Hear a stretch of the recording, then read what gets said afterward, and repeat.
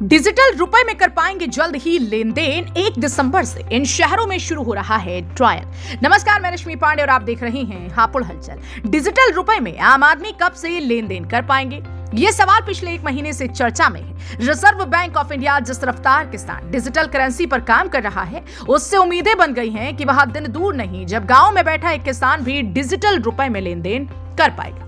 Digital रुपए की wholesale trial के बाद अब 1 दिसंबर यानी कि आज से रिजर्व बैंक ऑफ इंडिया 4 बैंकों के साथ चुनिंदा शहरों में रिटेल सेक्शन के लिए ट्रायल शुरू कर रहा है।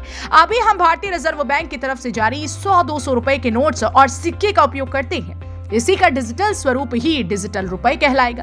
टेक्निकल भाषा में इसे सेंट्रल बैंक डिजिटल करेंसी भी कह सकते हैं, यानी रुपए का इलेक्ट्रॉनिक फॉर्म जिसका उपयोग बिना स्पर्श के ही करेंगे। बता दें कि सरकार ने इसका ऐलान 2022 के बजट में किया था।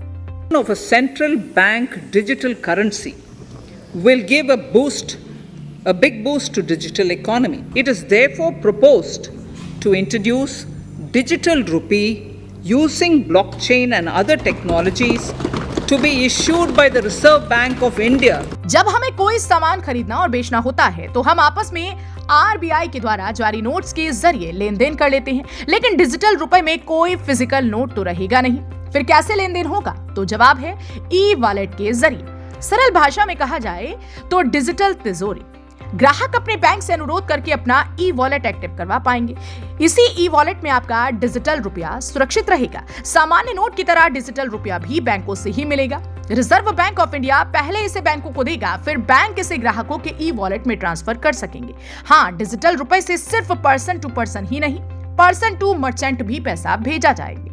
और यानी एक आदमी सब्जी बाजार से लेकर शेयर मार्केट तक हर जगह डिजिटल रुपए से लेन देन कर पाएगा।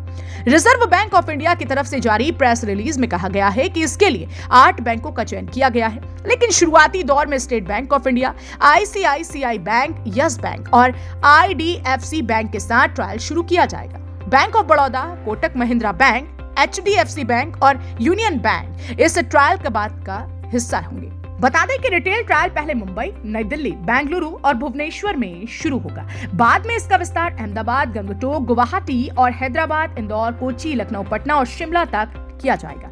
नहीं, रिजर्व बैंक ऑफ इंडिया की तरफ से मंगलवार को जारी बयान में यह कहा गया था कि 1 दिसंबर को बंद उपयोगकर्ता समूह में चुनिंदा जगहों पर यह परीक्षण किया जाएगा। इसमें ग्राहक एवं बैंक मर्चेंट दोनों शामिल होंगे, यानी हम और आप जैसे आम आदमी को अभी डिजिटल रुपए लेने में, इसके लेन देन के लिए काफी इंतजार करना होगा।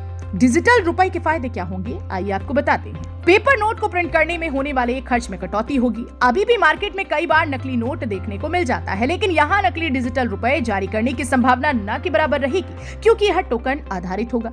नोट खोने, भीगने आदि का डर नहीं रहेगा। जब हम नोट में लेन देन करते हैं तो नहीं जानते कि ये पैसा हमसे पहले किस किस के पास गुजरा है, लेकिन डिजिटल रुपए के केस में RBI को सब पता रहेगा। इससे भ्रष्टाचार पर और नकेल लगाई जा सकेगी, क्योंकि ये टोकन के रूप में जारी होगा। ऐसे में इस बात की संभावना है कि भविष्य में सरकारें डिजिटल रुपए के जरिए ही सब्सिडी, स्कॉलरशिप प्रदान करें।